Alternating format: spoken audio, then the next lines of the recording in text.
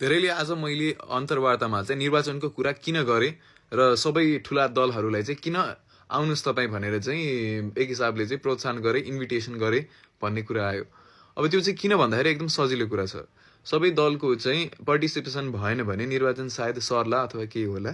त्यही भएर उहाँहरू आउनुभयो भने चाहिँ राम्रो हुन्छ र निर्वाचनमा जित्ने भनेको चाहिँ भनौँ न देश जनताले छानेको मान्छेले जित्ने हो है। सो त्यस कारणले हामीलाई त्यो कुराले समस्या पार्दैन।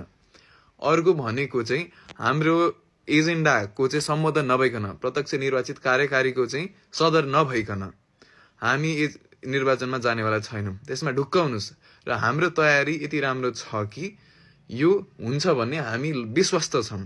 त्यही कारणले मात्रै यो प्रत्यक्ष निर्वाचितको कुरा र निर्वाचनको कुरा, यो निर्वाचनको पनि तयारी त गर्नु पर्यो नि। यसलाई त वैधानिकता दिनु पर्यो, यसलाई त इस्टाब्लिस गर्नु पर्यो यो मुभमेन्टलाई, यो युवाको मुभमेन्टलाई।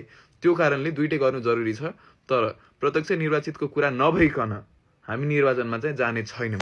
त्यो चाहिँ तपाईँहरू ढुक्क हुनुहोस्।